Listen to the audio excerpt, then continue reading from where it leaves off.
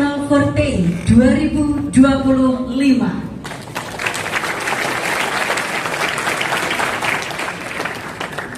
Sebagaimana kita ketahui bersama, perkembangan teknologi saat ini begitu pesat dan berdampak langsung yang mampu menjawab tantangan zaman sekaligus memberi solusi bagi permasalahan bangsa. Oleh karena itu,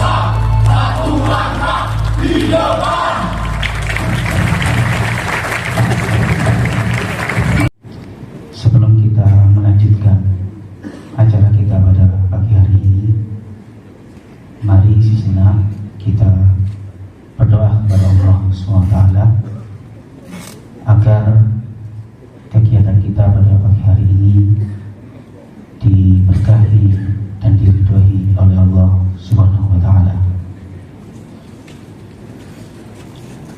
Bismillahirrahmanirrahim.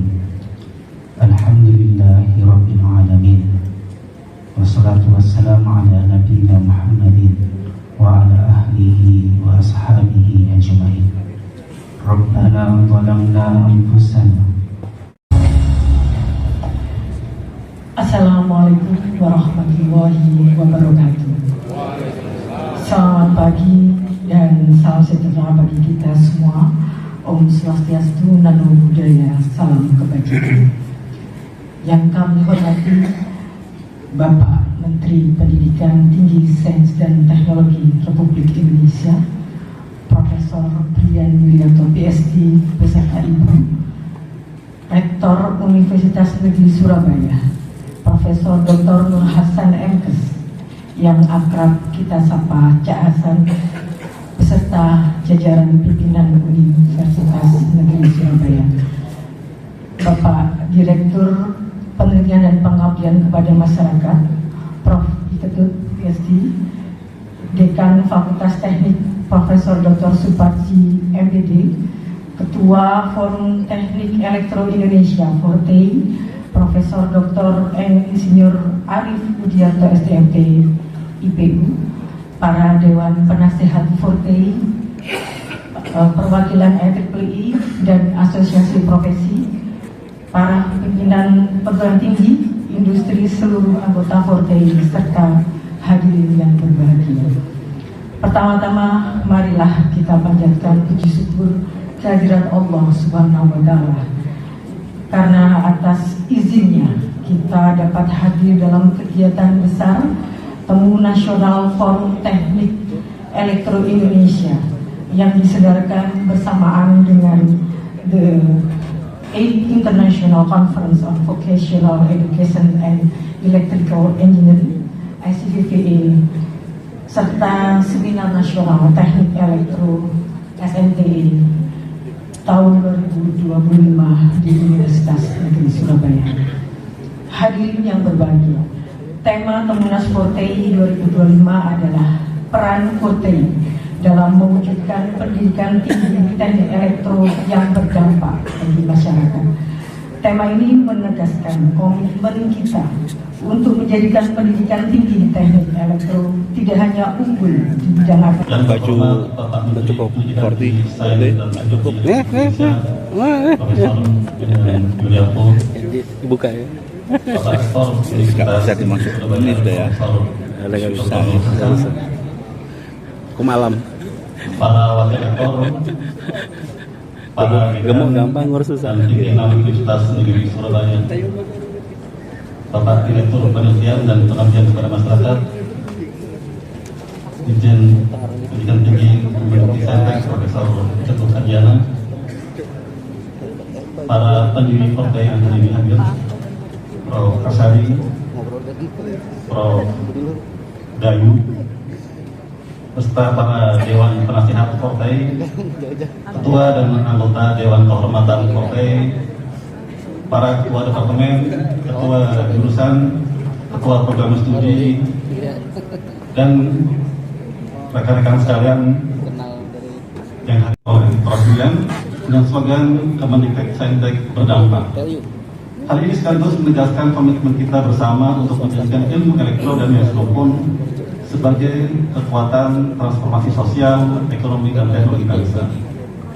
Tapi hadirin yang terhormati, sejak berdiri di 2005 dengan hanya 6 prodi yang diinisiasi oleh Dr. Isnu Wardianto dari IPB, pagi ini kita sudah menginjak usia yang ke-20 tahun, dan saat ini Fortei telah berkembang dengan mewadahi 347 prodi dari 281 kampus di seluruh Indonesia dengan anggota berjumlah lebih dari 2.100 anggota.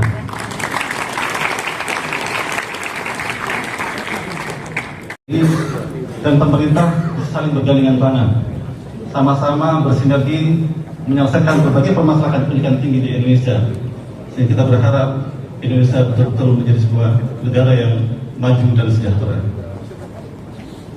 Terakhir, mewakili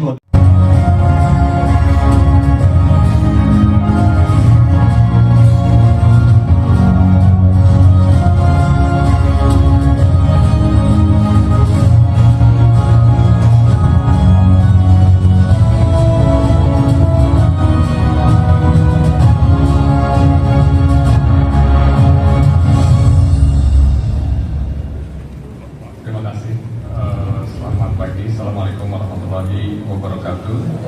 Salam sejahtera untuk kita semua. Salam Om Swastiastu, Namo Buddhaya, salam kebajikan rahayu. Pertama yang kami hormati Rektor Universitas Negeri Surabaya, sahabat saya Cak Nur Hasan, Cak Prof Nur Hasan, serta jajaran pimpinan UNESA yang telah berkenan menjadi host acara yang sangat penting pada hari ini. Kemudian yang kedua yang kami hormati Bapak Ketua Senat Akademik Universitas Negeri Surabaya, Profesor Dr. Setia Yuwana. Yang kami hormati Ketua Majelis Wali Amanah Universitas Negeri Surabaya, Profesor Dr. Haris Supratno. Tentu yang kami hormati Ketua Forte, Profesor Dr. Arif Budianto, beserta jajaran pengurus Forte yang hadir pada hari ini. Di sini saya juga ditemani staf khusus Bu Cici dan Mas Sidik. Kemudian juga hadir di sini Bapak Direktur Penelitian dan Pengabdian Masyarakat, Pak Prof. Ketut Atnyana, sahabat saya. Juga tentunya para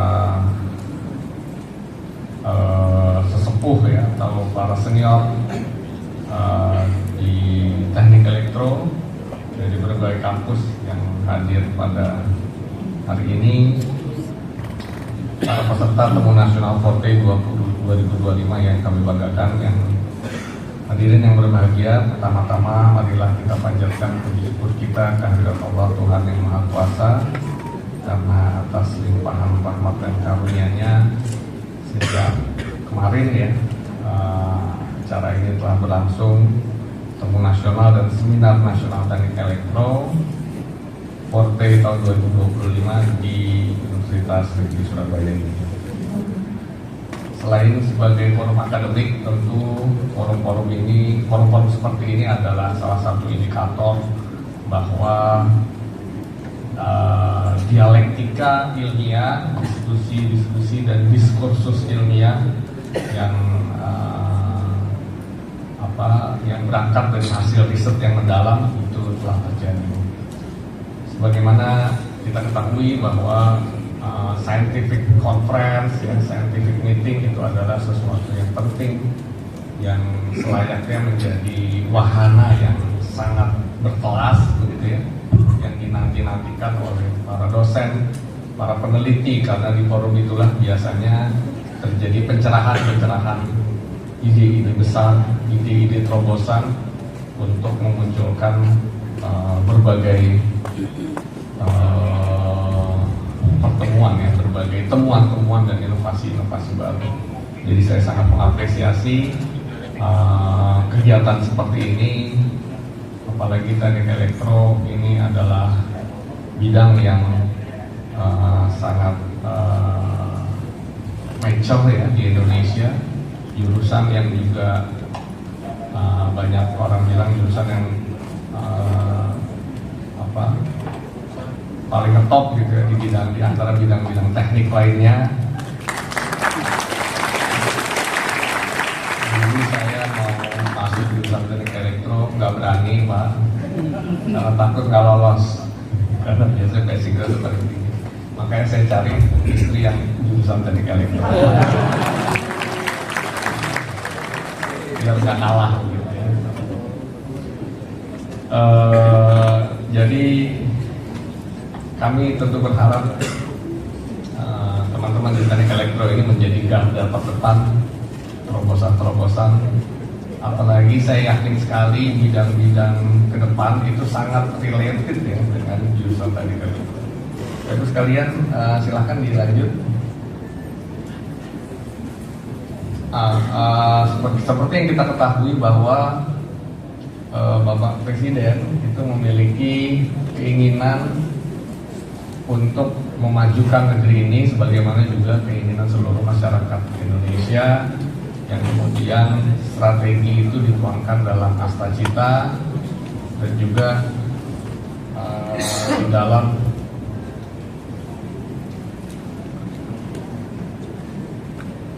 mohon maaf tulisannya terlalu kecil ya, saya sendiri nggak bisa baca apalagi dari sana. Jadi intinya adalah bahwa pembangunan SDM itu adalah sesuatu yang menjadi prioritas Bapak Presiden dan juga seluruh rakyat kita. Oke, lanjut.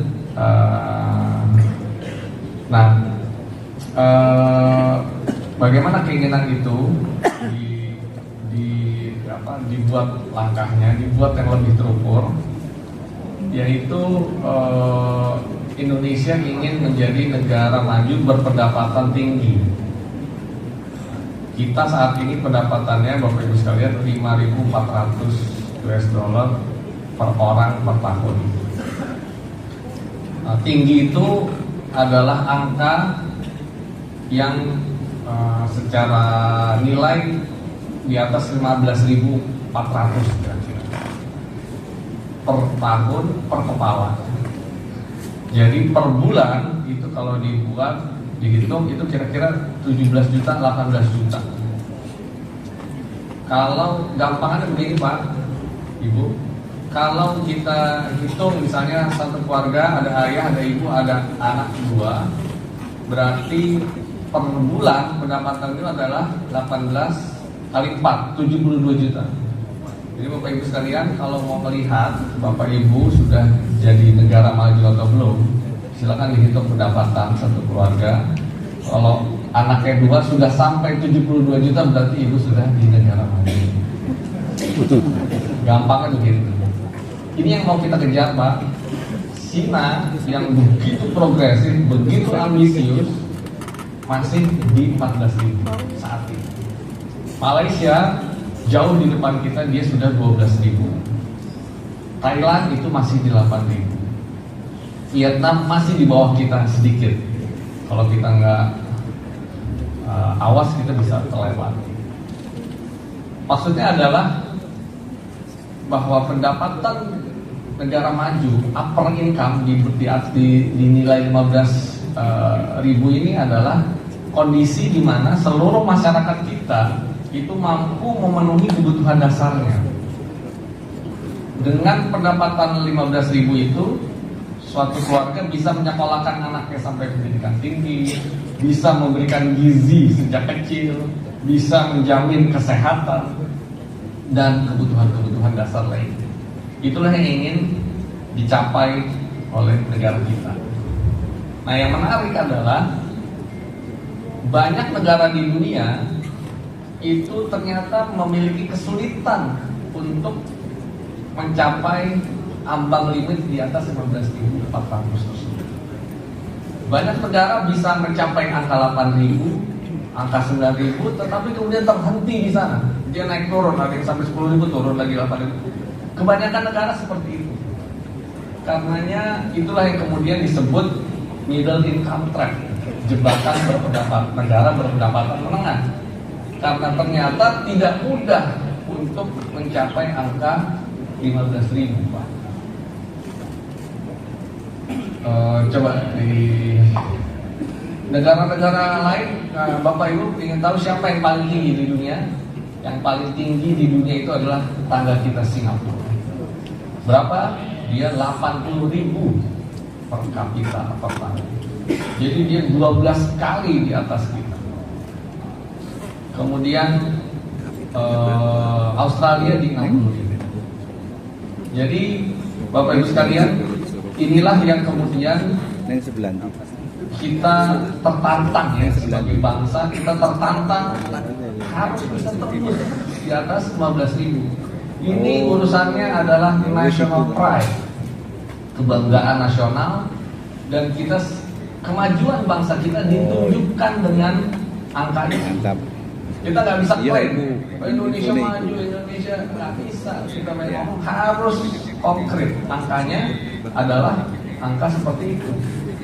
Nah, ini contoh GDP per kapita ini tahun 2023 masih 4.700, Malaysia masih 11.000, Cina masih 12.000. Yang terakhir 2024 mereka sudah naik, kita juga sudah naik walaupun kita naik berapa. Jadi Bapak Ibu sekalian, yang menarik, Cina itu baru growth, kita tuh masih berdampingan. Itu di tahun 2000 itu kita masih sama-sama dengan Cina. Mereka melesat di 20 tahun terakhir, bahkan Malaysia saja dia di atas Cina sebelumnya. Jadi ini urusannya adalah urusan ambisi bangsa. Nah, yang menarik lagi Pak, suatu negara bisa lolos itu tidak hanya dari maksud saya suatu negara bisa mencapai higher income country dengan banyak faktor. Salah satu faktornya adalah jumlah manusia produktif dibandingkan dengan manusia yang tidak produktif di negara itu. Nah, Indonesia sejak tahun 2012 sampai 2045 itu memiliki jumlah usia produktif lebih tinggi daripada usia yang tidak produktif. Usia tidak produktif itu anak-anak ditambah orang tua yang di atas 60 tahun. Nah, jadi taxpayer ya, pembayar pajaknya lebih banyak daripada yang harus ditanggung oleh pajak. Nah, itu kita punya waktu itu dari 2012 sampai 2045. Di banyak negara mereka bisa lolos sebagai upper income country ketika jumlah taxpayer-nya lebih banyak, ketika jumlah usia produktifnya lebih banyak daripada usia yang tidak produktif. Jadi kesempatan kita adalah dari 2012 sampai 2045. Itu makanya ini saat yang tepat, dan kebetulan kita semua Bapak Ibu sekalian itu hidup di era masa keemasan bangsa kita, punya peluang lolos sebagai higher income country. Dan ini kebanyakan kalau sudah lolos itu dia stabil Pak, ekonominya stabil, dia di situ aja terus. Jepang kita lihat walaupun dia goyang-goyang penduduknya sedikit, dia tetap stabil di atas. Karena ketika upper income country itu hampir seluruh infrastruktur bisa terpenuhi, infrastruktur dasar, sehingga goncangan-goncangan tidak terlalu besar. Nah, Bapak Ibu sekalian, permasalahannya kemudian adalah bahwa ternyata di Indonesia jumlah industri kita justru turun, Pak. Atau ada datanya nggak? Coba dicari. Di industri kita mengalami apa yang disebut deindustrialisasi. Deindustrialisasi terjadi sejak tahun 2000 sampai 2022, itu kita turun kontribusinya. Padahal negara sebesar Indonesia tidak mungkin tidak ditopang dengan industri untuk menuju upper income country. Jadi inilah permasalahan terbesar kita. Kita harus mengembalikan lagi industri kita sehingga kita memiliki competitiveness yang tinggi sebagai suatu negara. Kita tidak mungkin UMKM kita itu hanya menyetok barang-barang dari Cina, kemudian ketika ada pesanan dia kirim. Marginnya kecil sekali Pak. Daya ungkitnya nggak mungkin bisa mengangkat 300 juta penduduk Indonesia memiliki pendapatan yang tinggi kalau industri kita hanya industri yang menyetok barang kemudian mengirim seperti yang terjadi saat ini. Bahkan kemarin saya mendapatkan analisa marketplace kita ini kan dikuasai bukan oleh pemiliknya orang Indonesia. Marketplace yang ibu-ibu suka belanja, Shopee, Lazada, apa gitu ya. Tokped itu ownership-nya Indonesia minoritas, Pak. Sebagian besarnya Singapura atau negara lain atau China. Dan marketplace ini adalah sentral pasar, ya, namanya juga pasar, Pak. Pasar ini harus dikuasai oleh bangsa kita. Bapak Ibu sekalian tahu bahwa saya mendapat laporan dari UMKM bahwa mereka tuh sulit sekali bersaing dengan produk dari luar negeri. Karena secara algoritma saja di marketplace itu yang muncul itu selalu produk-produk yang mereka endorse.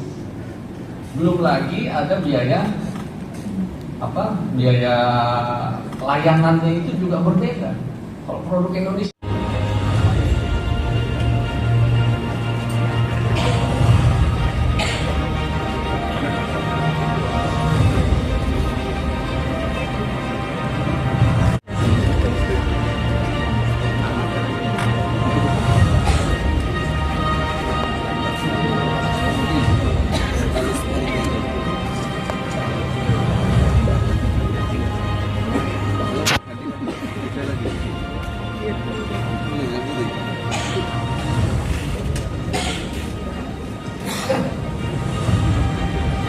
Bapak Ibu hadirin yang kami hormati, sebagai tanda dibukanya secara resmi Temu Nasional Forte 2025, kami silahkan Bapak untuk bersama-sama melakukan prosesi pemukulan gong dalam hitungan 3, 2, 1.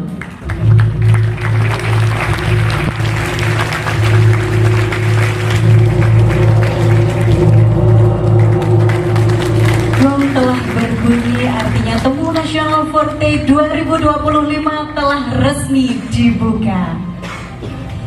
Dilanjutkan pemberian cindramata oleh Ketua Forum Teknik Elektro Indonesia, Profesor Dr. Engineering Insinyur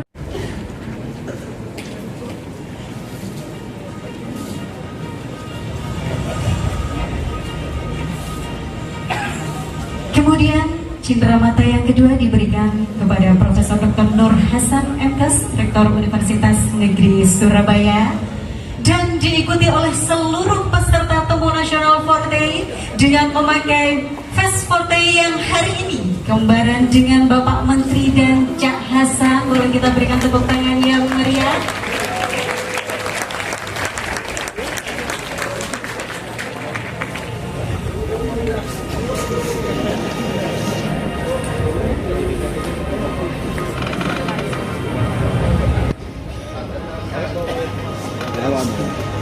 Selanjutnya pemberian scarf fashionesa dari Dekan Fakultas Teknik kepada yang pertama, Profesor Brian Juliarto PhD.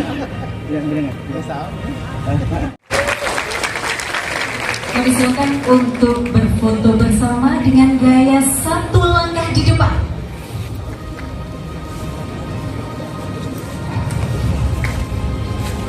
Tiga, dua, satu. Gaya Forte. Baik, sekali lagi kita hitung mundur. 3, 2, 1. Gaya Forte. 3. Tangannya bentuknya 3E. Kita hitung mundur. 3, 2, 1. Semangat. Pembangunan nasional. Tentu kita ingin mewujudkan Indonesia Emas secara bersama-sama tahun 2045. Lanjut. Nah, ini fungsi utama kita. Lanjut. Nah, saya lanjutkan tadi Bapak Ibu mengenai ekosistem riset dan pengembangan yang terintegrasi dan berdampak. Tadi kita sampai pada fondasinya, yaitu sumber daya manusia berkelas dunia. Ya, maka di kami di Ditjen Risbang ada Direktorat Bina Talenta Riset dan Pengembangan. Tahun ini sudah beberapa program diluncurkan. Minggu depan, Bapak Ibu, tanggal 29 September ini akan kita luncurkan program dengan pendanaan LPDP. Salah satu skema besarnya adalah peneliti unggul di bawah Direktorat Bina Talenta Riset dan Pengembangan, Jadi saya spill saja dari Bapak Ibu mendapatkan informasi pertama. Jadi hibahnya itu untuk peneliti unggul, kita ingin membangun ekosistem riset dan pengembangan di bawah komando para talenta-talenta yang ada di depan ini. Hibahnya itu sampai 2,5 miliar per tahun. Ya, jadi 2,5 miliar per tahun. Kebetulan saya salah satu ikut menggagas ini, tadinya pengennya 5 tahun. Susun proposal terbaiknya untuk mendapatkan pendanaan ini. Sekali lagi, ini kami desain dalam 1 minggu. Karena apa? Karena kami menyadari betul waktu. Karena harus kami smart. Di mana luarannya menurut kami dan menurut Bapak Ibu pasti tidak sulit. Peningkatan level pemberdayaan, menghasilkan jenis produk yang bisa diterapkan, artikel ilmiah populer. Kami tidak lagi minta artikel ilmiah di jurnal bereputasi karena ini pengertian. Saya yang nyoret yang populer, oke, supaya lebih dikenal masyarakat dan masyarakat juga menyadari bahwa kita hadir di tengah-tengah mereka untuk menyelesaikan permasalahan real mereka, karya audiovisual dan karya visual. Ya, lanjut. Nah, dari sini 957 proposal kami terima, yang eligible 351. Sebenarnya kuota maksimal yang kami targetkan adalah 250 proposal. Namun sekali lagi karena anggarannya cukup tersedia, kami beri kesempatan pada 263 proposal pengabdian mahasiswa berdampak dengan total anggaran 30,1 miliar. Jadi 251 ditambah 30 miliar ditambah 30 lagi sudah melebihi anggaran pengabdian yang kami dapatkan untuk kita danai 310 miliar Bapak Ibu. Ya, jadi mohon ini dimanfaatkan. Kenapa? Karena kalau ada anggaran yang tersedia, ya kami hanya bisa menyalurkan melalui program. Menjalankan berdasarkan kesepakatan kita. Ini yang sebetulnya ingin kita coba biasakan juga ya di dalam temu-temu nasional ini. Saya nanti akan menyampaikan tentang perkembangan saat ini ya, sejak kita berdiri. Kemudian beberapa program yang saat ini sudah coba kita susun. Jadi Forte kita sudah membangun struktur, ada 4 ya, ada 4 direktorat. Yang nanti masing-masing direktorat ini akan menyampaikan rencana program kerjanya. Yang ada direktorat 1 tentang kurikulum, yang nanti siang rencananya jam 1 itu mau kita announce, kita sosialisasikan tentang standar kurikulum Forte yang baru untuk yang S1 dan mungkin untuk yang S2 kita minta masukan Bapak Ibu semuanya. Karena saat ini kita sudah mendapatkan mandat ya dari, kalau kita baca dari permennya, permen nomor 39 itu bahwa penyusunan kurikulum itu dia perlu merefer kepada standar kurikulum yang ditetapkan oleh asosiasi. Karena tadi rektor ini adalah asosiasinya adalah kita di Forte ini, maka kemungkinan besar ketika Bapak Ibu nanti akan diakreditasi akan ditanya sudah muncul belum kepada standar kurikulum dari asosiasi. Oleh karena itu siang hari ini nanti kita akan coba sampaikan tentang standar kurikulum tersebut. Baik, tadi sudah kami siapkan sedikit PPT-nya. Mungkin sebentar.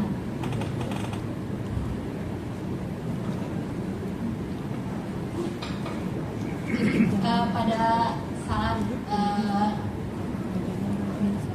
Prof. Arif menjadi ketua, direktorat ini ada perubahan nama ya, perubahan nama. Dan sebetulnya ini gabungan dulu dari beberapa direktorat yang lain. Karena ada pengembangan yang baru, maka dan bidang pendidikan kemudian digabungkan dengan kurikulum dan penjaminan itu dijadikan satu, mungkin karena punya kesamaan gitu kuliah inline. Yang lain lebih kepada divisi pengembangannya gitu ya. Baik, oke. Jadi sebetulnya seperti tadi disampaikan oleh Prof. Arif, bagian kurikulum ini sebetulnya ingin membantu atau memberikan panduan bagi prodi-prodi rumput elektro di Indonesia. Jadi sebetulnya seperti yang Pak Arif juga sampaikan, kita memiliki disparitas atau variasi sebagaimana yang ada di perguruan tinggi, variasi bukan leveling ya, artinya misalnya kita lihat ke akreditasi lah, variasi akreditasi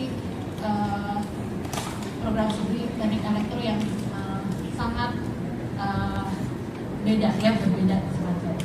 Yang diberikan reward selain yang memang kemudian mungkin kita mulai menikmati bekerja untuk teman-teman semua.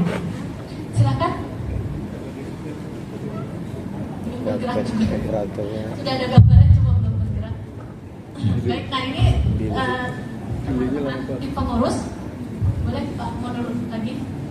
Saya mau perkenalkan sehingga bisa dibayangkan mungkin kalau misalnya teman-temannya segini saja bisa memberikan banyak panduan misalnya ya. Nah kalau bisa ditambah lagi dengan teman-teman yang lain bisa jadi mungkin nanti lebih progres lagi kegiatan kita. Baik, ini program kerja bidang pendidikan. Sebetulnya di awal kita diminta untuk membuat panduan RPS mata kuliah ini. Jadi kalau kita punya mata kuliah ini seperti misalnya rangkaian listrik, elektronika misalnya, itu kita upayakan memiliki RPS yang standar untuk mata kuliah core, mata kuliah inti. Nah ini kita masih dalam progres untuk mencari para pakarnya. Ya, pasti di masing-masing perguruan tinggi punya dosen-dosen yang memiliki kepakaran itu. Nanti kita akan coba kolaborasikan sehingga masing-masing bisa memberikan kontribusi. Bahkan kemarin Prof. Arif menawarkan kalau mau dihibahkan ya, diberikan hibah itu juga memungkinkan. Gitu. Siapa yang mau membuat dari mulai RPS sampai ke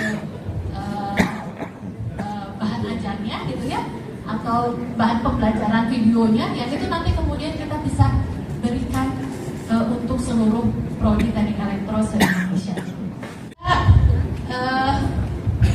Adalah pada tahun ini 2025-2026 itu untuk melakukan update kurikulum program sarjana teknik elektro. Karena ternyata kan peraturan perguruan tingginya juga berubah ya.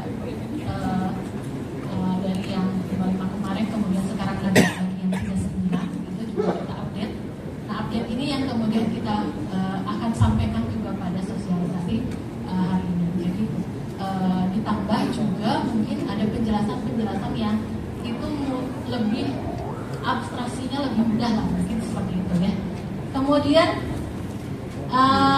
kita sudah ya sebelumnya juga sudah melakukan membuat panduan kurikulum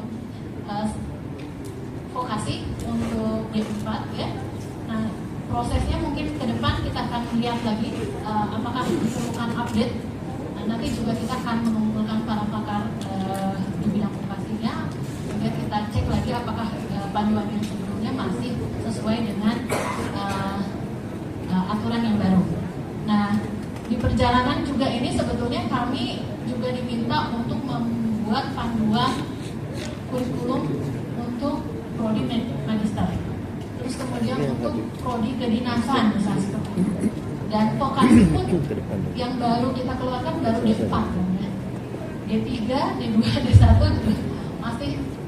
masih luar biasa, masih banyak PR-nya gitu ya Pak Herul. Tolong disimpan energinya supaya cukup panjang nafasnya.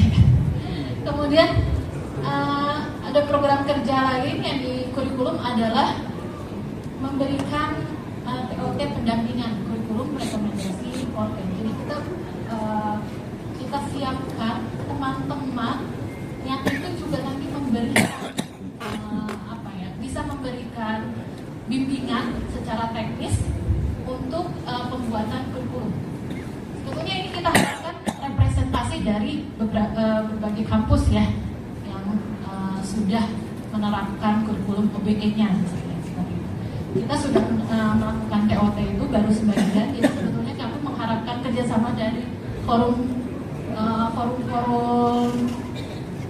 partai regional ya, yang bisa menyediakan memfasilitasi tempat misalnya untuk teman-teman yang dalam satu kawasan, sehingga nanti kalau kita menyelenggarakan bimbingan teknis itu lebih efisien ya, seperti itu. Lagi kita akan cek lagi survei karena kita ingin melakukan pendataan, terutama sih harapannya sesuai dengan ADART-nya Forte, kita bisa membangun ya, bisa dalam menyamakan kualitas pendidikan teknik elektro gitu, yang tadi disparitasnya sangat tinggi dari yang sangat yang sudah leading gitu ya, sudah unggul, tapi ada yang kemudian yang juga yang belum gitu ya. Kita harapkan semuanya bisa terangkat gitu ya. Jadi standar pendidikan teknik elektro di Indonesia tuh bisa kita klaim bahwa lulusannya memang sudah sesuai gitu, bisa seperti itu. Alhamdulillah sekarang kita memasuki pada program kerja yang sudah dicapai 2425 dan rencana untuk bekerja di 2526 insya Allah.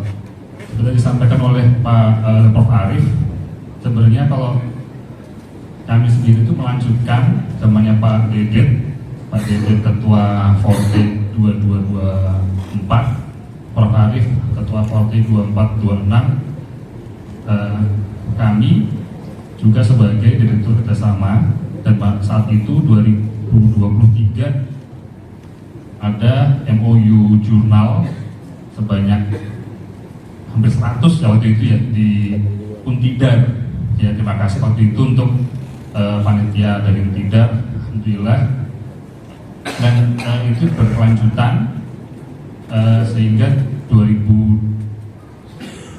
di 2023. Selanjutnya untuk yang sekarang 2024-2025, 1 tahun ini kita alhamdulillah sudah melaksanakan PKM untuk yang pertama kali selama Forte berdiri selama 20 tahun. Mohon maaf Mbak Lani, slide Direktorat Kerjasama ya. Ini Direktorat Sementara Series itu Direktorat 2 ya, 1 ya. Dari oleh Bu Levi, ini direktoratnya banyak yang pengembangan sesuai dengan kebutuhan yang ada saat ini. Alhamdulillah di sini ada 2 divisi, yaitu divisi kerjasama yang ketua divisi Prof. Sendari, berdiri Prof.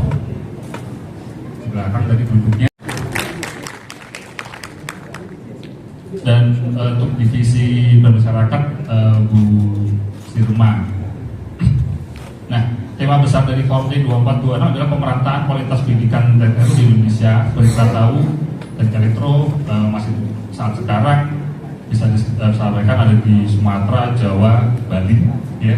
Sementara untuk yang di wilayah lain sekarang belum merata. Makanya, nah tadi pas pada untuk video tunggu dihasilkan 3 pemenang PKM Forte ya, 1 dari Tarakan Borneo, nanti mohon bisa maju ke depan, yang kedua dari UPI Bandung, yang ketiga dari Ponorogo ya.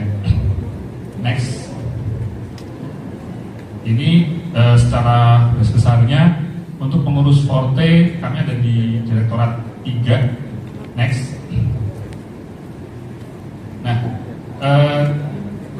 Direktorat ini sangat merata. Kami sendiri dari Jakarta, dari Mujibuana, wakil kami dari Halulio, dari Kendari, Bu Yuni, sekretaris dari Tadulako, Palu ya, dari Palu, Bu Yuli.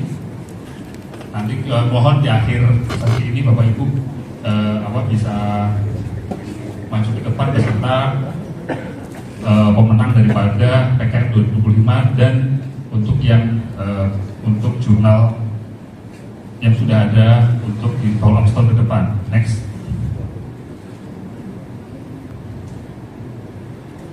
Nah, di sini bisa dilihat sangat merata ya dari kepengurusannya untuk subjek kerjasama produksi dari next subjek pengabdi masyarakat Bu Sirma next. Nah, di sini Bapak Ibu untuk yang kerjasama di sini adalah untuk mengembangkan, seperti kita tahu Forte itu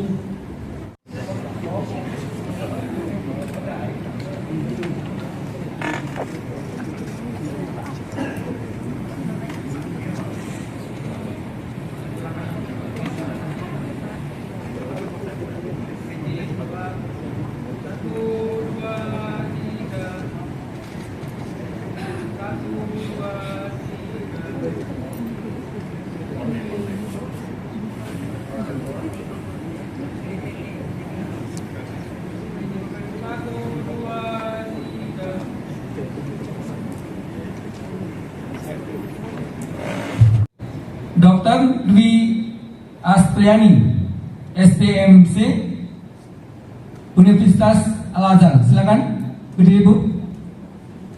Bu Asti. Lagi di luar. Oke. Untuk divisi pengembangan society itu Profesor Insinyur Umar Khayyam, PhD dari ITB. Untuk ketua divisi pengembangan Purkom ya, Purkom PTS itu Bapak Dr. Insinyur Hendra Setiawan dari UII Yogyakarta. Yang terakhir divisi pengembangan Purkom Vokasi, silakan Bu Amel berdiri. Ya, Bu Amel dari Politeknik Negeri Medan. Next. Ini anggota-anggota lainnya yang bisa dilihat ada lebih kurang 6 ya. Next. Untuk divisi PTS. Next. Ini yang untuk vokasi, Bu Amel, dan sekian banyak anggotanya. Ini kalau untuk vokasi saya sampaikan, teman-teman tergabung dalam forum komunikasi ketua-ketua jurusan teknik elektro politeknik. Nah, sehingga Politeknik Negeri tergabung di sini, yang diketuai oleh Pak Kadek. Silakan berdiri, Pak Kadek. Ya, jadi mudah-mudahan dengan bantuan beliau kita bisa wujudkan Politeknik se-Indonesia boleh dikatakan solid untuk melakukan kegiatan apapun. Saya juga sampaikan kepada teman-teman vokasi, kalau yang mau untuk melanjutkan S3 ada kendala dalam bentuk promotor dan segala macamnya, kami di Forte bisa membantu. Kesulitan dari bapak-bapak atau ibu-ibu yang ingin melanjutkan ke S3 teknik elektro, mudah-mudahan dengan adanya Prof. Alif yang sangat mendukung sekali untuk kegiatan kita bisa wujudkan ke depannya. Ya, rata-rata pimpinan di Politeknik Negeri seluruh Indonesia dan swasta di Indonesia sudah menyelesaikan program studi S3. Seperti yang disampaikan Pak Menteri tadi, divisi ya. Yang pertama adalah divisi Sinar Series, diketuai oleh Prof. Insinyur Yulianta Siregar, STM SDM Engineering IPM dari USU. Ini kelihatannya USU mau mencalonkan tuan rumah ini. Nah, kemudian anggotanya Bapak Dr. Muhammad Farabi, STM dari Politeknik Negeri Padang, saya dengar juga katanya mau mencalonkan jadi tuan rumah. Jadi dua ketua dan wakil ketua dari divisi Sinar Series akan bersaing di pemilihan tuan rumah nanti sore ya, ditambah satu lagi ke saya kegiatannya. Nah, di divisi Sinar Series ini alhamdulillah sejak awal kita dilantiknya jadi mendapatkan SK kepengurusan. Seminar series ini sudah berjalan secara terus-menerus ya, sampai terakhir sudah sampai ke seri 9 ya. Jadi yang terakhir minggu kemarin seri 9. Tugasnya adalah mengorganisir serangkaian seminar ilmiah. Nah, yang kita namakan adalah Forte Morning Forum. Nah, ini melibatkan akademisi, peneliti, dan praktisi untuk berbagi pengetahuan dan hasil riset. Nah, tugasnya adalah usul topik dan jadwal FFF serta menghubungi narasumber. Jadi ini alhamdulillah sudah berjalan dan kelihatannya kita tidak akan kehilangan narasumber secara saja. Ada banyak narasumber dari teknik elektro yang bisa dipanggil di sini. Baik, nah ini tidak ada masalah. Next. Nah, kemudian ada divisi publikasi ilmiah diketahui oleh Bapak Dr. Insinyur Muhammad Nasrin Ansari Nur S.Com MT dari Universitas Halmulyo.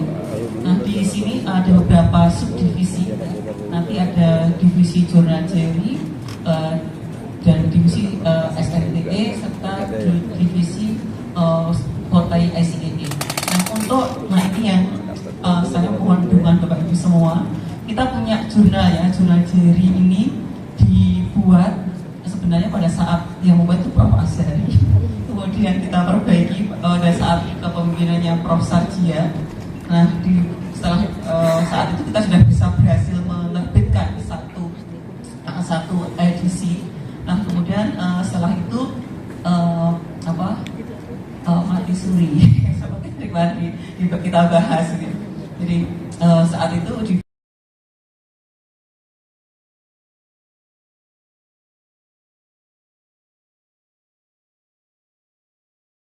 silakan Prof. Dadan.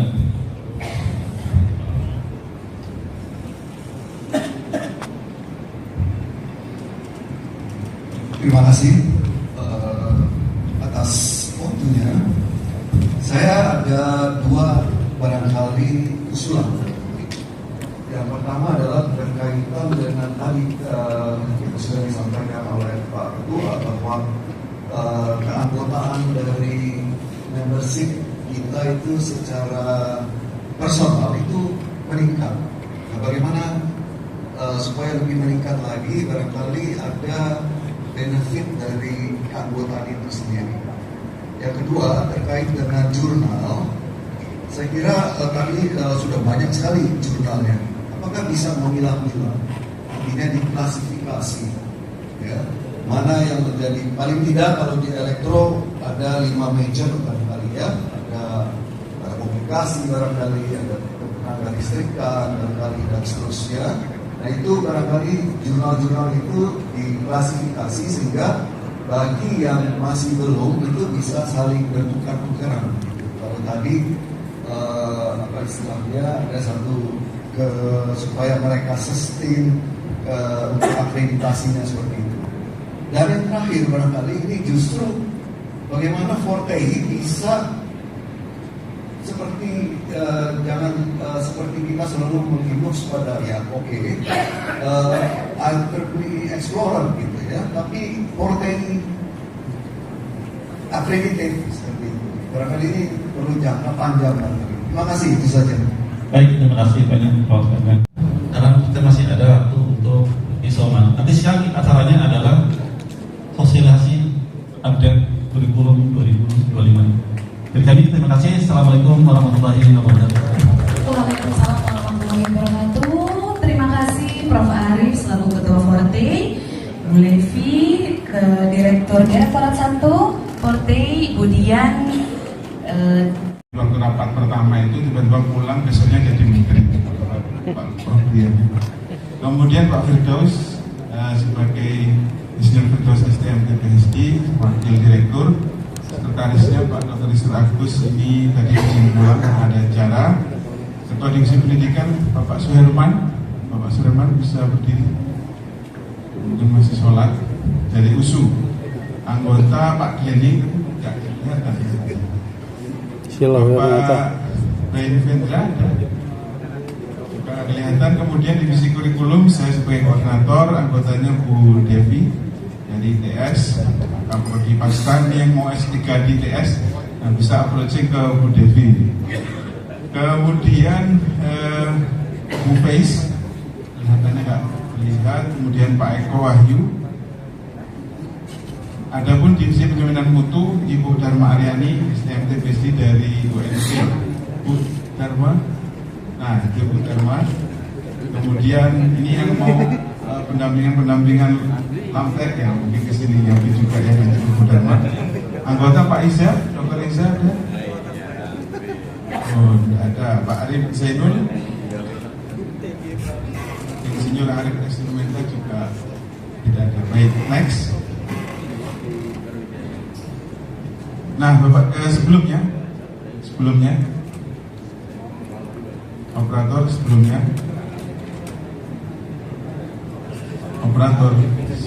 please. Oke, baik. Panduan ini adalah bukan panduan yang baru. Jadi Bapak Ibu, saya yakin sesuai survei kami yang kami update tanggal 30 Agustus, 70% yang mengisi menyatakan diri sudah menggunakan rekomendasi Forte. Artinya 70% Bapak Ibu sudah pernah membaca dokumen ini.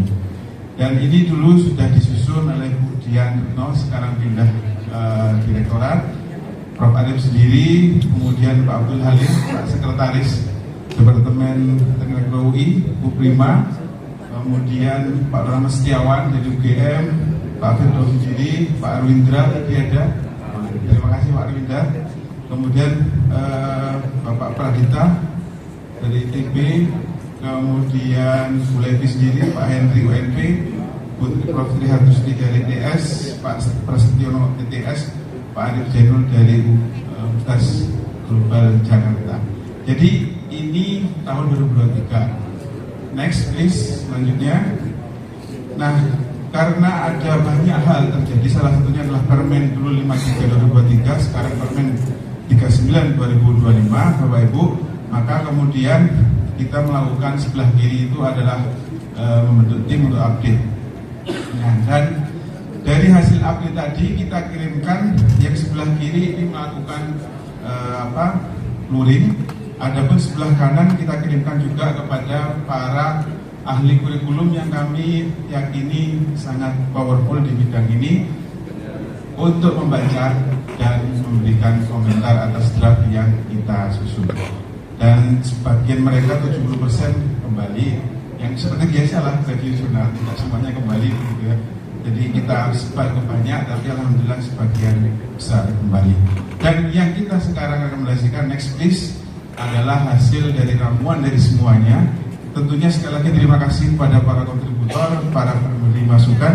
Tidak semuanya yang Bapak Ibu beri masukan kami gunakan, kami rapatkan sesuai dengan kondisi dan sesuai dengan target, sehingga nanti hasilnya belum tentu pas dibaca kok nggak sesuai dengan dulu yang saya sarankan. Nah, itu kira-kira dengan berbagai hal pertimbangan sehingga nanti hasilnya adalah hasil optimalisasi dari semua masukan ini. Next please. Nah, ini Bapak Ibu, alhamdulillah sudah SK-nya sudah terbit, sudah disahkan oleh Prof. Arif, sehingga insya Allah nanti downloadnya tidak by WA, silahkan download saja, nanti kita upload di website resminya. Lanjut. Lanjutnya, next. Oke, jadi bentuknya mirip, bisnya adalah biru. 2023 pindah ke 2025, tapi dari sisi babnya dulu hanya 7 menjadi 8, tapi halamannya lebih tipis. Ini halamannya lebih tipis, tetapi babnya lebih panjang. Baik, selanjutnya, lanjut.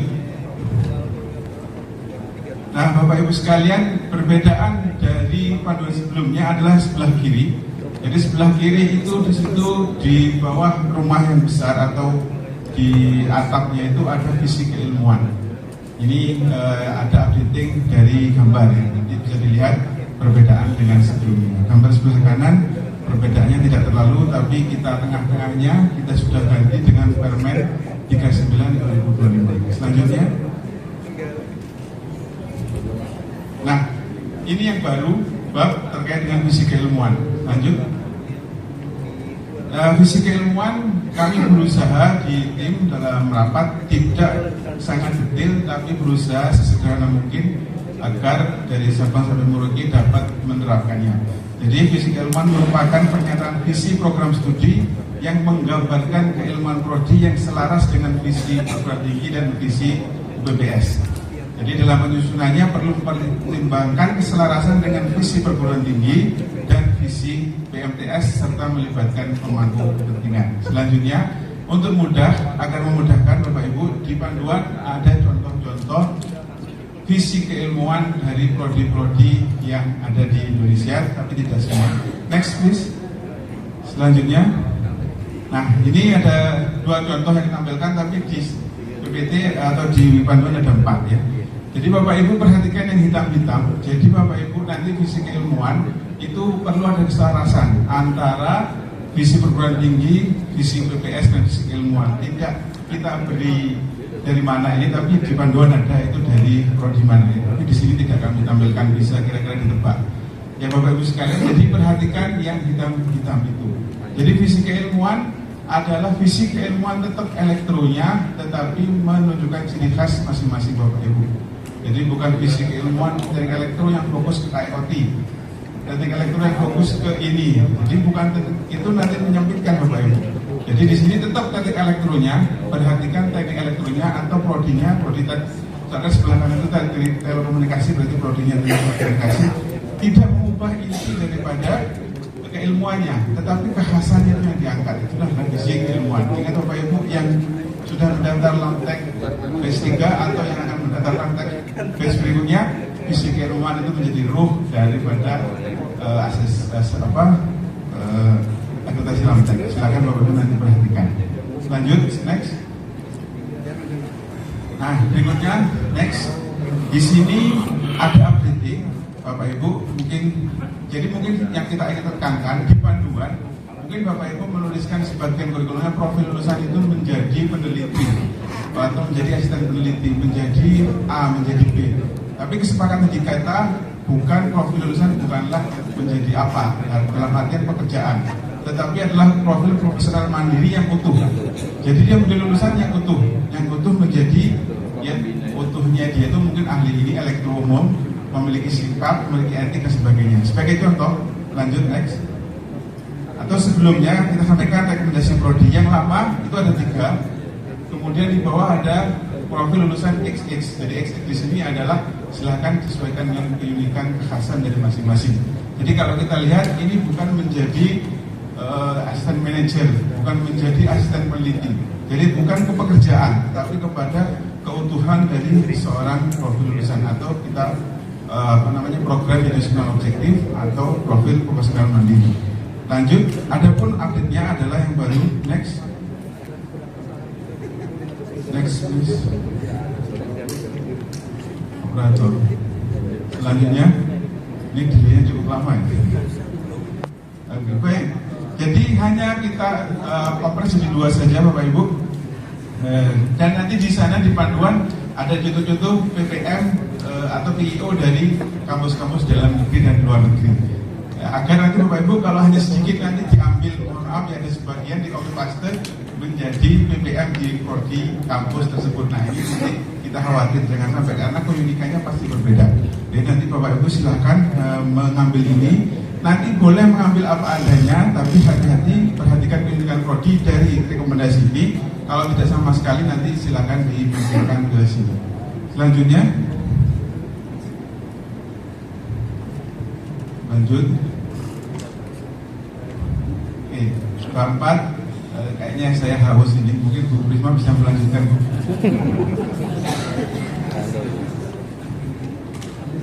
Terima kasih Pak Hudul Anam. Assalamualaikum warahmatullahi wabarakatuh.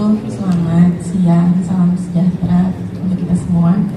Saya akan melanjutkan ya Bapak Ibu sedikit-sedikit saja. Jadi dari PIO atau PPM gitu ya istilahnya, profil pembelajaran mandiri, kemudian diturunkan menjadi capaian pembelajaran lulusan. Boleh next?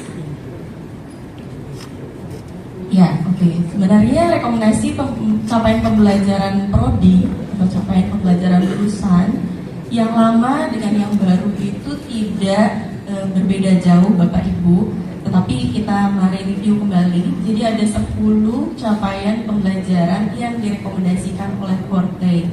Untuk kata-kata yang panjangnya, deskripsi panjangnya Bapak Ibu bisa lihat di tabel, tapi kita lihat keywordnya saja Bapak Ibu. Jadi keywordnya yang pertama adalah engineering knowledge, ya, CPL 1. Kemudian keyword yang kedua ada design atau development of solution, itu CPL 2. Kemudian ada investigation and experiment design, CPL 3. Kemudian di 4 ada problem analysis atau complex problem solving. Dan yang kelima ada tool usage. Boleh next lagi? Next. Oke, ada yang keenam adalah communication. Yang ketujuh financial and project management. 8 teamwork, 9 ethics, dan yang ke-10 lifelong learning. Jadi sebenarnya kalau Bapak Ibu lihat tadi ada 5 yang lebih ke hard skill-nya engineering, kemudian yang 5 di bawahnya adalah lebih ke soft skill. Boleh next. Nah ini tadi yang lama, tapi tidak jauh berbeda sebenarnya. Hanya ada kami tambahkan di poin nomor 10 di CPL 10 sudah di bold di sini. Jadi ada kata secara mandiri. Jadi kita lihat ya, kemampuan memahami kebutuhan akan pembelajaran sepanjang hayat secara mandiri, termasuk akses terhadap pengetahuan terkait isu-isu kekinian yang relevan.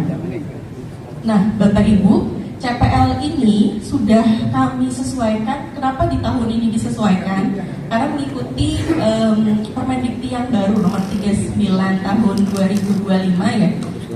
Saya bacakan di pasal 7. Jadi mungkin kalau dulu kita tahu kompetensi itu atau capaian pembelajaran itu ada namanya kompetensi pengetahuan, kemudian ada sikap, keterampilan umum, dan keterampilan khusus. Saat ini di Permendikti yang baru sudah tidak ada, tapi diganti di pasal 7 jadi penguasaan ilmu pengetahuan dan teknologi, kecakapan, keterampilan spesifik dan aplikasinya untuk satu atau sekumpulan bidang keilmuan tertentu. Kemudian yang kedua, kecakapan umum yang dibutuhkan sebagai dasar untuk penguasaan ilmu pengetahuan dan teknologi serta bidang kerja yang relevan. Yang ketiga, pengetahuan dan keterampilan yang dibutuhkan untuk dunia kerja atau melanjutkan studi pada jenjang yang lebih tinggi ataupun untuk mendapatkan sertifikat profesi. Dan yang terakhir, kemampuan intelektual untuk berpikir secara mandiri dan kritis sebagai pembelajar sepanjang hayat. Nah, jadi memang kata-katanya kami cek. Jadi untuk 3 yang di atas sudah cocok di CPL yang lama, tetapi untuk yang poin keempat, jadi kami tambahkan di CPL 10 ada secara mandiri. Next. Oke. Nah, untuk struktur kurikulum di kurikulum rekomendasi Forte sebenarnya tidak memberikan yang struktur kurikulum yang harusnya bagaimana per semesternya, tetapi kami memberikan dalam bentuk body of knowledge. Boleh next. Nanti di sini sebenarnya di body of knowledge itu terdiri dari 3 topik utama. Yang pertama math and basic science, jadi mencakup ilmu dasar seperti matematika, fisika ataupun kimia jika di prodinya dibutuhkan. Kemudian yang kedua engineering topics, termasuk di dalamnya engineering science dan engineering design. Dan yang terakhir ada general education. Jadi kalau Bapak Ibu lihat math dan basic science ini yang fikih yang dasar-dasarnya. Kemudian yang sebenarnya ilmu keelektroannya itu ada di bagian engineering topics. Dan yang terakhir yang general education, mungkin Bapak Ibu ada kearifan lokal dari universitas masing-masing bisa dimasukkan juga ke dalam general education. Next. Nah, di sini yang diminta, jadi meskipun Forte tidak memberikan harus di semester 1 itu isinya apa saja, semester 2 apa saja, tapi di sini yang poin-poin utamanya yang harus Bapak Ibu cek dan sekarang kan masih seperti lama. Jadi yang pertama, MAPII-nya minimal 30 SHS Bapak Ibu. Ya, untuk mata kuliah matematika dan sains dasar. Kemudian aspek engineering science atau kerekayasaan harus ada, aspek praktikum harus ada, kemudian ada aspek pendidikan umum dan humaniora merupakan bagian dari topik yang lain. Kemudian yang harus ada adalah capstone design, nanti akan dijelaskan lebih lanjut oleh Pak Firdaus. Dan capstone design-nya ini minimal harus punya bobot 4 SKS. bisa terdiri dari 1 atau 2 mata kuliah. Dan bisa ditambahkan juga mata kuliah lain yang merupakan kekhasan institusi. Next lagi. Nah, bahan kajiannya sendiri, body of knowledge dari panduannya 2023 ke 2025 tidak ada perubahan. Di sini hanya di capture sedikit saja. Yang tabelnya warnanya kuning itu diambil dari buku yang 2023 ya. Kalau yang birunya dari 2025. Jadi sebenarnya ada banyak lebih dari ini, Bapak Ibu, ada 24 body of knowledge. Di sini tidak dipaparkan satu persatu, tapi bisa disampaikan bahwa masih sama. Jadi Bapak Ibu tidak perlu khawatir, wah ganti kurikulum lagi, tidak, karena body of knowledge-nya masih sama ya Bapak Ibu. Next, kayaknya sih udah deh. Nah, sudah. Jadi berikutnya saya sampaikan ke Pak Firdaus. Siapa? Nanti setelah ini aku dikirim ya untuk operator mungkin videonya. Oh ya, nanti jadi YouTube nih. Dari YouTube. Alamat YouTube apa? Elang Lembang nanti lah. Ya, nanti saya share di grup peserta pelajaran. Mantap. Judulnya Capstone. Nanti kan ada 2 PPT.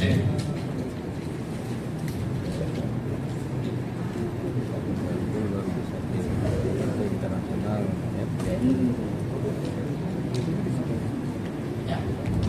Wow, hurufnya berubah. Tapi yang sana belum. Baik,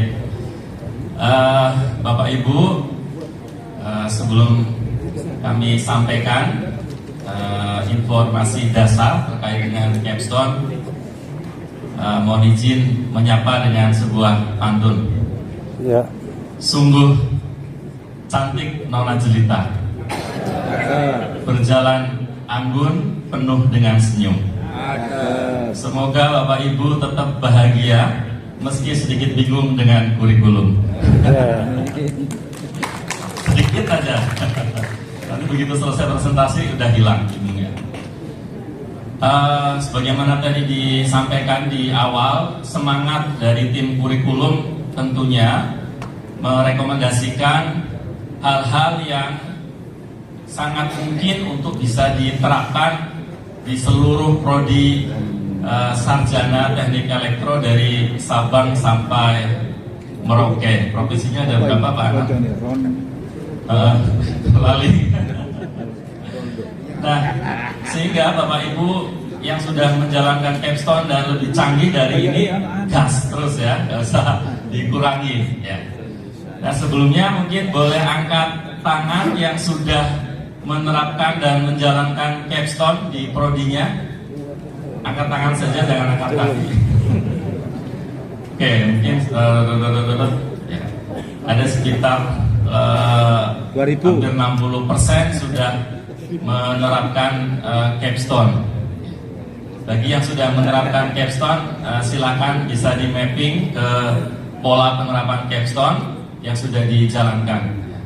Harapannya tentu sudah lebih advance. Yang belum bisa mulai dari yang ini. Baik, next.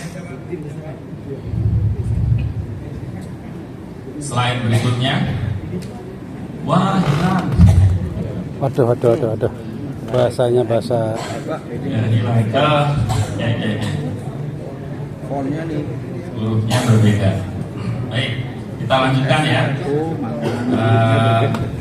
Pantesan ada bahasa aneh. Banyak hal yang tidak terbaca, kita kembali ke slide yang awal tadi. Nah, ada 2 hal yang ingin kami sampaikan. Yang pertama, kita menyamakan kembali persepsi terkait dengan apa itu Capstone Design. Karena berdasarkan informasi dari Bapak Ibu yang mungkin selama ini terlibat sebagai asesor menilai pelaksanaan Capstone Design di lapangan, alhamdulillah sudah banyak yang sesuai, tapi masih juga ditemukan case atau kejadian nama mata kuliahnya Capstone Design tapi isinya bukan Capstone Design. Kemudian yang kedua, nanti kita akan garis bawahi item-item minimal yang direkomendasikan oleh Fortegi. Next slide. Oke.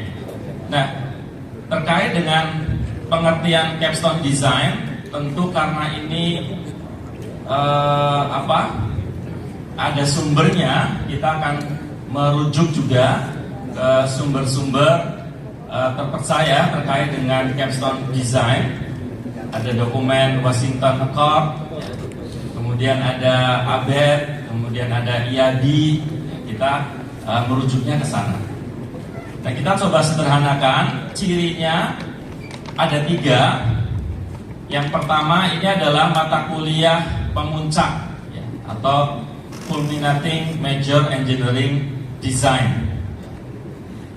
Jadi bukan dasar, tapi secara posisi ini ada di puncak, tapi bukan di Bogor, puncak di kurikulum.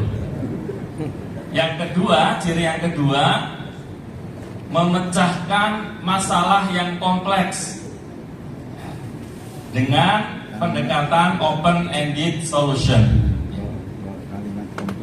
Nah, kadang-kala masalah yang kompleks itu seperti apa? Nah, kita perlu kembali ke standar terkait dengan apa itu complex engineering problem. Jadi tidak boleh kita definisikan sendiri terkait dengan apa itu masalah yang kompleks. Nanti kita akan lihat di slide berikutnya.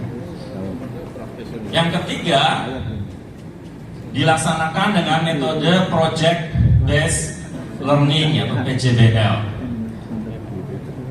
Sebenarnya ini siklus penyelesaian capstone ya, terkait dengan yang atas juga, yaitu nanti engineering design. Jadi ada 3 kata kunci yang perlu kita lihat. Mata kuliah pemuncak, masalah yang kompleks, kemudian metodenya project based learning. Next slide.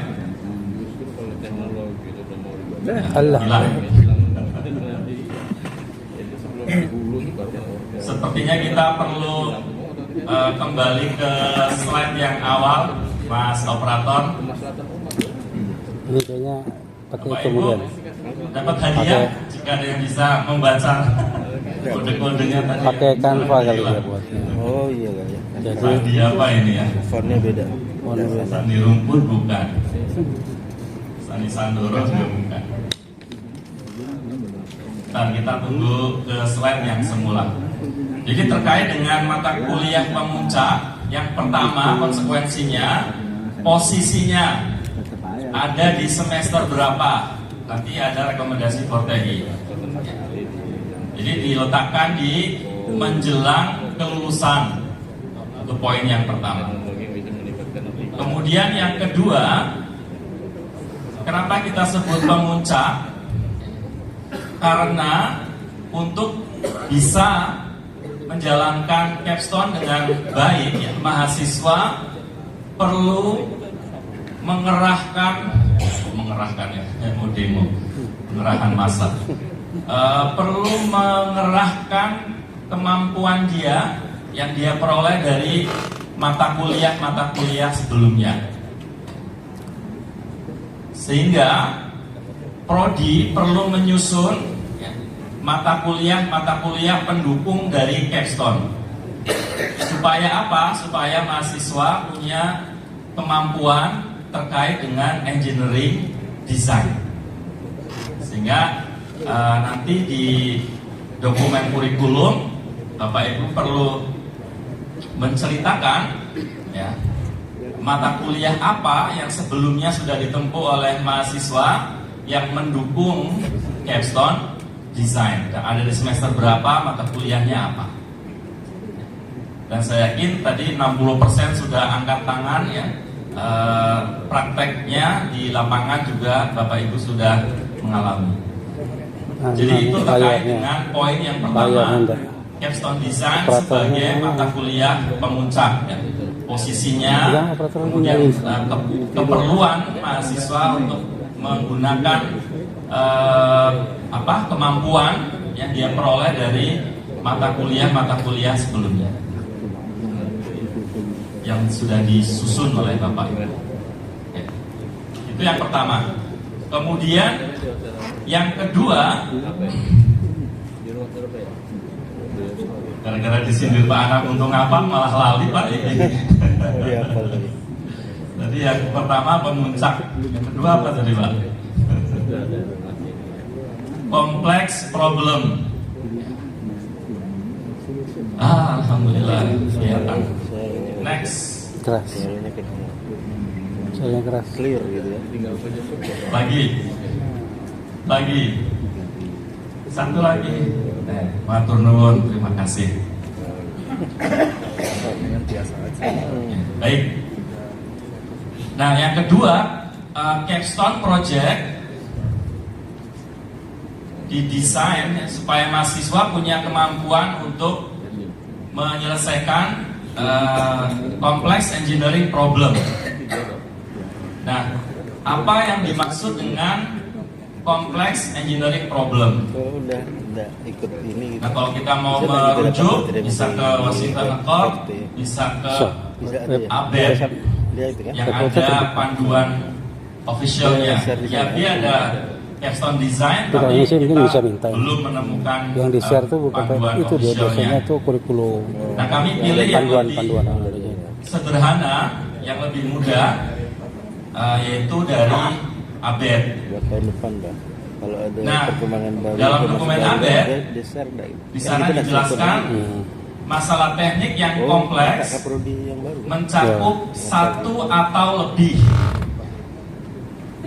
atau lebih dari karakteristik berikut: A, B, C, D, E, F, G. 7. Yang pertama melibatkan masalah teknis yang luas dan saling bertentangan. Ada beberapa constraint yang nantinya perlu dipertimbangkan oleh mahasiswa dalam mengajukan, memilih, membuat solusi. Kemudian yang kedua, masalah tersebut memiliki solusi yang tidak pasti, sehingga konsekuensinya apa? Maka mahasiswa bisa mengusulkan nantinya beberapa alternatif solusi dari problem yang dia hadapi. Solusi tidak tunggal. Kemudian yang ketiga, bisa juga masuk dalam problem teknik yang kompleks adalah masalah yang tidak tercakup oleh standar dan prosedur atau pedoman teknis yang berlaku.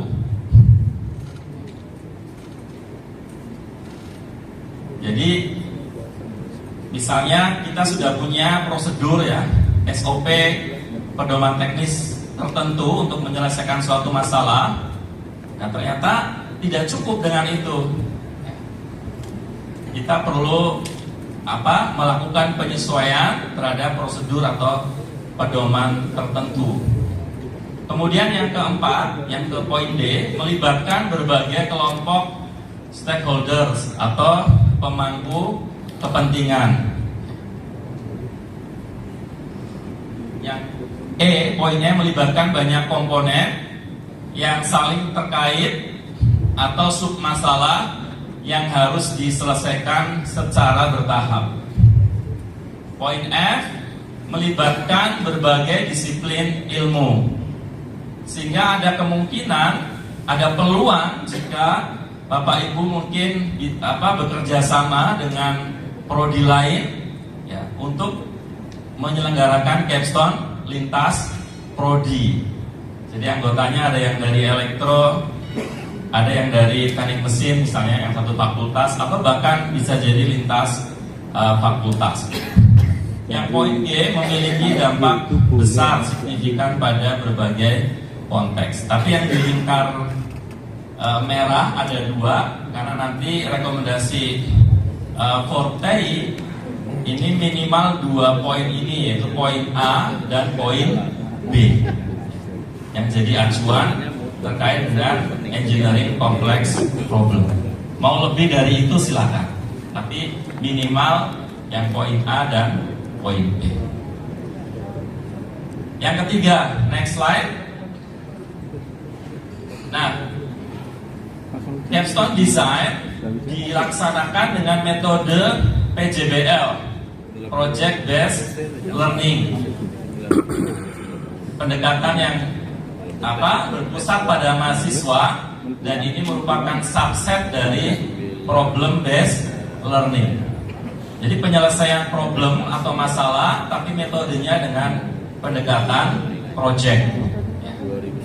Nah, ini kita ambil salah satu definisi terkait dengan apa itu project ada di sini. Nah, nanti di panduan akan lebih detail.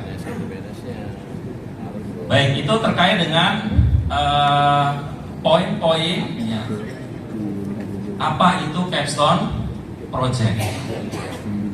Berikutnya bagian yang kedua, next slide. Ini dia yang ditunggu-tunggu, rekomendasi Forte untuk capstone design. Ada 8 poin sepertinya kalau tidak salah hitung tadi. Lanjut. Oke, yang pertama tadi sudah disampaikan oleh Bu Prima. Jumlah SKS capstone design minimal 4 SKS. 5 boleh nggak? Boleh. 6 boleh nggak? Boleh. Minimal 4 SKS. Maksimalnya berapa? Ya silakan Bapak Ibu tentukan sendiri sesuai dengan bobot pekerjaan yang memang disiapkan untuk capstone design. Kemudian mata kuliah pemuncak posisinya di mana? Dari Forte merekomendasikan minimal diselenggarakan di semester 6. Jadi boleh di 6, 7, 8 atau gabungan ya, 6, 7, 7, 8. Kemudian rekomendasi yang ketiga, capstone design bisa dilakukan dalam satu mata kuliah atau beberapa mata kuliah. Tapi perlu dicatat, ketika Bapak Ibu mendesain misalnya untuk 2 mata kuliah, maka keseluruhan mata kuliah tersebut, misalnya tadi ya, capstone 1, capstone 2, kesemuanya itu terintegrasi, berhubungan, berurutan untuk menyelesaikan satu problem yang sama. Karena ada cerita capstone 1, capstone 2. Capstone 1 masalahnya A sampai selesai, capstone 2 masalahnya B sampai selesai. Jadi kalaupun dipecah ya satu siklus dengan menyelesaikan satu problem yang sama. Yang keempat, nah ini di lapangan juga sudah ada 2 ini ya model. Ada yang menerapkan capstone sebagai mata kuliah biasa, ya, bukan tugas akhir.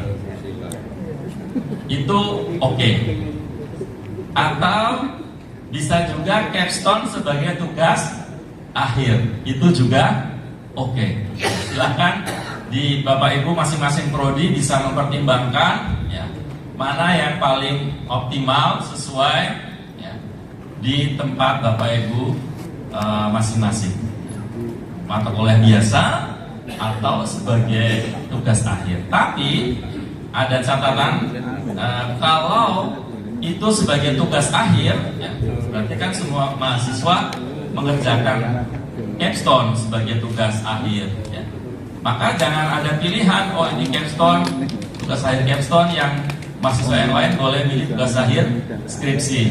Karena nanti ada mahasiswa yang tidak menjalani atau punya kemampuan terkait dengan capstone design. Kalau sebagai tugas akhir, maka tugas akhir itu ya, memastikan kemampuan engineering design, bukan dalam bentuk penelitian yang dimaksud di sini mempropose ya sesuatu yang memiliki novelty. Karena lagi-lagi kita ingat capstone design orientasinya adalah problem solving. Next slide. Nah ini sedikit ilustrasi terkait dengan yang poin 32 tadi. Poin ketiga tadi, misalnya ada capstone 1, capstone 2, ini satu rangkaian berurutan, terintegrasi, ya, siklusnya jalan dari awal sampai akhir untuk suatu problem. Slide berikutnya, masih ada 4 rekomendasi lagi. Saya haus Pak, boleh ganti orang lain nggak nih? Enggak. Berharap digantikan maksudnya. Baik, nomor 5. Nah ini hasilnya berupa apa? Harus sekali. Nah, Forte memberikan kelonggarannya pada Bapak Ibu nanti output ya, keluaran engineering design bisa berupa produk, proses atau sistem. Kemudian yang ke-6 yaitu konsekuensi dari yang nomor 3 atau nomor 4 tadi ya, bisa selesai dalam 1 semester atau bisa memerlukan beberapa semester. Yang ke-7, nah terkait dengan pelaksanaan capstone design oleh mahasiswa, Forte sangat menyarankan dikerjakan secara berkelompok. Kenapa? Karena CPL yang dinilai ya, nanti dicek ya ke Bapak Ibu. Biasanya salah satu CPL yang sangat didukung oleh capstone design ini terkait dengan kemampuan kerja sama. Jadi sangat disarankan dikerjakan secara berkelompok. Bahkan mungkin nanti kalau di buku panduan masih ada koma ya Pak Anam. Dan tidak disarankan secara individual. Jadi mendekati wajib tapi tidak sangat wajib. Karena apa? Karena bisa jadi ada case-case tertentu ya, yang perlu solusi pelaksanaan capstone itu secara individual. Dan terakhir tadi sudah kita sampaikan ya, terkait dengan kompleks engineering problem, rekomendasi Forte 2 poin tadi di poin A dan di poin B.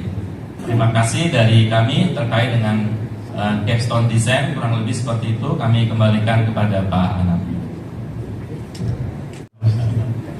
Jadi Bapak Ibu, terkait capstone design di panduan itu ada hanya 2 halaman.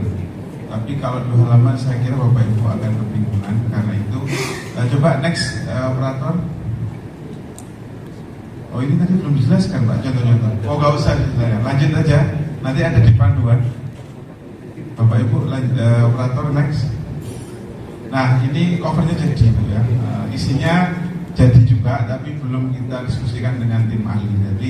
Tapi insya Allah dalam tahun ini akan rilis buku panduan teknis untuk capstone design. Tapi rekomendasi Forte sudah ada di dokumen kurikulum yang insya Allah tidak hari ini, besok ya bisa diunggah di web resmi Forte. Saya masih ini perlu istirahat Pak, jadi kayaknya kita lanjut ke bab berikutnya tapi oleh Bu Devi gitu ya. Operator boleh pindah ke slide yang pertama tadi terkait dengan lab mengikuti asosiasi prodi terkait. Nah, nanti kalau Bapak Ibu akreditasi Labtek bisa menunjukkan ini di prodi di Forte sudah ada panduannya. Bab 7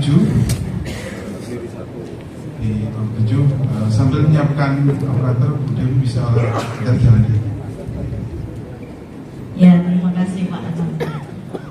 Sebenarnya Pak Anam bisa. Ini yang itu ya di Magelang kemarin. Iya kan? Bagi-bagi tugas ya Pak. Magelang. Gimana nih? Yang ketua peneliti yang lagi ngomong nih. Yang waktu itu Pak itu kepikiran apa itu? Oh iya, Pak ada yang ngomong dia lah bantu nyari itu kan. Ya, selamat siang Bapak Ibu sekalian. Assalamualaikum. Saya Devi dari ITS. Oh ITS, lain.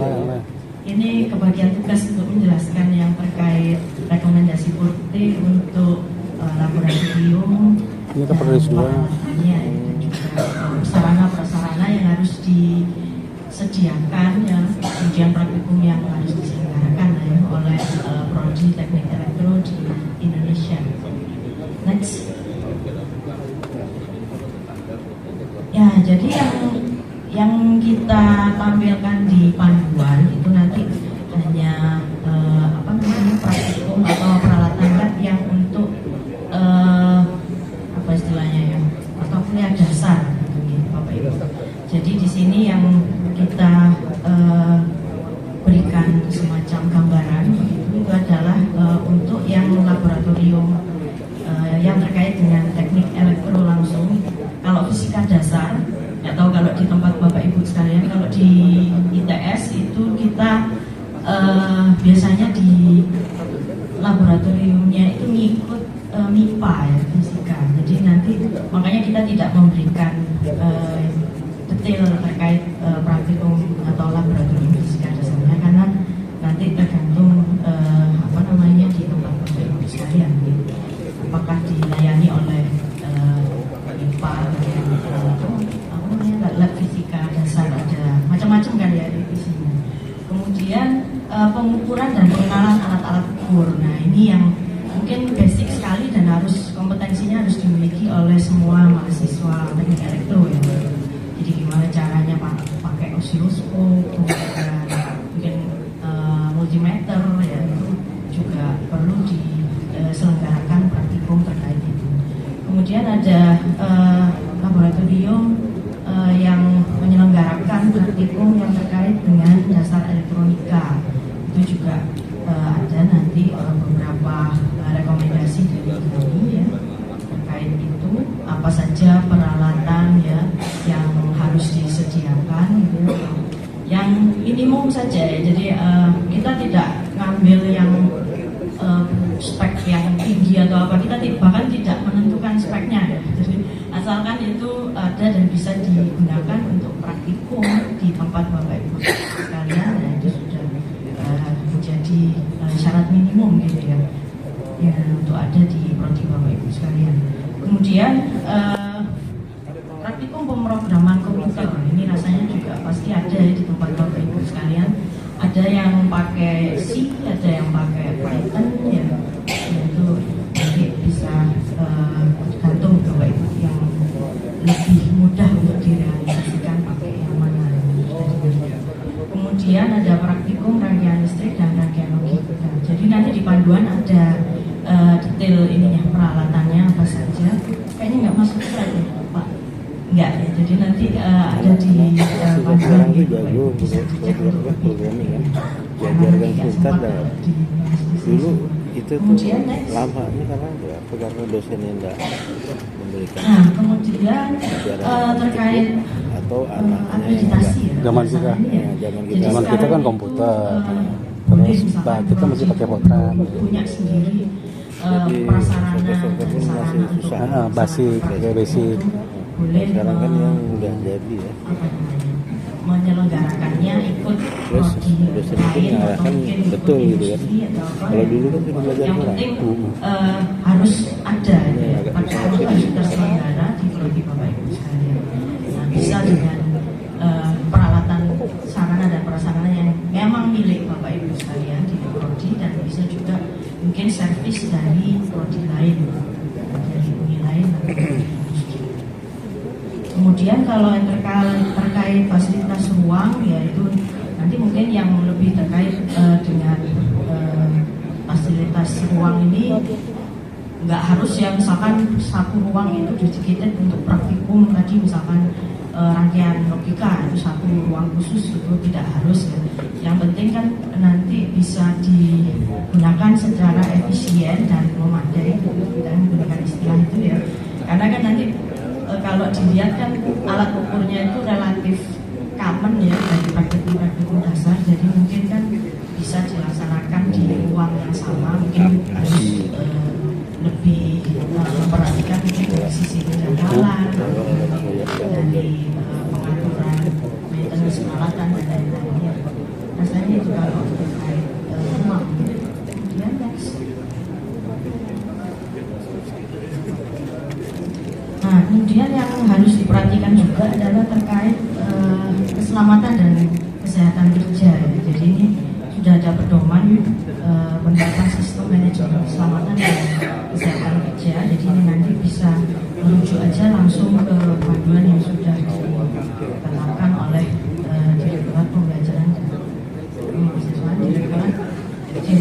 pendidikan tinggi, kemudian pendidikan di tahun 2024. Jadi mengacu aja dari situ. Next. Ya, terkait perbaikan berkelanjutan ini harusnya bagian Pak Anand. Oke, next. Ya, oke.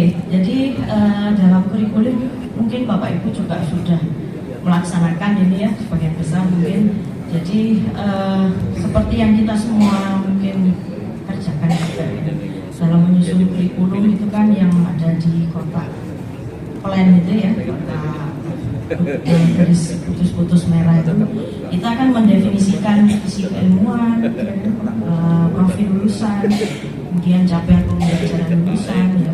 Ini di awal kita pasti sudah mendefinisikan itu. Kalau kita punya prodi, kita pasti akan mendefinisikan itu dulu ya. Tentu saja nggak kita definisikan sendiri ya. Pasti kita mengambil saran ya, atau masukan dari stakeholder. Nah di situ nanti kita bisa jabarkan ya apa aja profil lulusan yang dihasilkan oleh prodi kita. Kemudian kita juga menyusun CPMK dan kurikulum prodi Bapak Ibu sekalian ya. Nah setelah itu nanti kita juga turunkan rencana pembelajaran semester. Jadi setiap minggunya Bapak Ibu mengajarkan apa, yang kemudian evaluasi apa saja yang diberikan ke mahasiswa, itu juga harus direncanakan di awal. Kemudian kalau kita perhatikan perbaikan berkelanjutan itu jadi kayak ada feedbacknya gitu ya Bapak Ibu. Jadi kita melakukan evaluasi terhadap kurikulum itu ada yang perbaikan mikro yang bisa kita lakukan setiap semester. Jadi misalkan setelah evaluasi akhir semester misalkan selesai sudah ada hasilnya, itu nanti bisa dilakukan evaluasi ya, pengukuran pencapaian CPMK gitu. Ya, kemudian ada telepon. Halo. Nah itu yang bisa dilakukan setiap semester. Kemudian ada perbaikan minor yang kita lakukan evaluasi dan analisisnya setiap 1 sampai 3 tahun. Nah itu di situ kita mengukur ketercapaian dari CPL yang sudah kita definisikan. Kan Bapak Ibu kan punya pemetaan itu ya dari CPMK ke masing-masing CPL. Nah itu nanti apakah hasil dari evaluasi kurikulum itu tercapai sebenarnya CPL yang sudah didefinisikan di awal. Kemudian untuk yang perbaikan mayor biasanya dilakukan ya sekitar 4 atau 5 tahun ya. Itu nanti setelah pelaksanaan 4 sampai 5 tahun ya kurikulum itu nanti akan ada dilakukan tracer study juga kan ya, dan nanti analisisnya bisa menjadi dasar untuk usulan perubahan profil lulusan dan CPL. Next. Ya, ini pada dasarnya penjelasan dari siklus yang sebelumnya tadi ya. Jadi pada siklus mikro di situ ada pengukuran dan evaluasi CPMK ya. Kemudian pelaporan asesmennya diberikan dalam bentuk portofolio mata kuliah. Sedangkan nanti pelaporan asesmen CPL diberikan dalam bentuk laporan asesmen tahunan. Itu yang terkait pada siklus mikro. Kemudian yang siklus minor, di sini kita bisa melakukan evaluasi beberapa siklus mikro, ya, yang terjadi pada satu siklus. Nah, setiap siklus minor yang dijadwalkan, ya, setiap 1 sampai 3 tahun tadi, itu akan perlu ada pelaporan hasil evaluasinya dalam bentuk laporan siklus gitu. Nah ini nanti hasil evaluasi pada siklus sebelumnya itu akan digunakan sebagai dasar untuk perencanaan prodi untuk siklus evaluasi yang selanjutnya. Sedangkan yang mayor ya ini nanti yang tadi dilaksanakan 4 sampai 5 tahun sekali akan evaluasi PPO atau profil profesional mandiri ya, dan CPL. Next.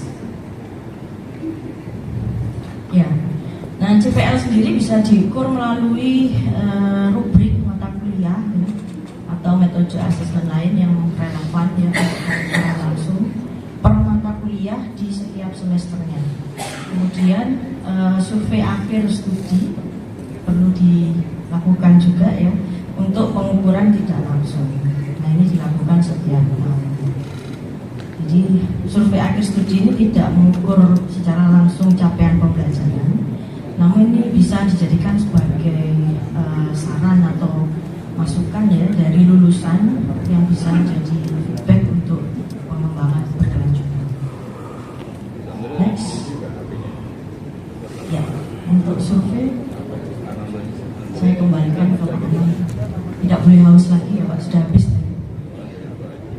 Terima kasih Bu Devi, Bu Prima dan Pak Firdaus. Kita menjelang akhir pemaparan, tapi ada beberapa slide. Next please.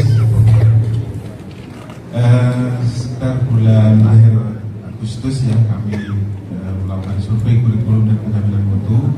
Ada beberapa hal yang di akhir kira-kira para prodi mengharapkan apa dari Forte. Jadi yang pertama pendampingan penyusunan kurikulum dan review oleh para pakar. Bahkan teman-teman meminta list pakar kurikulum Prof.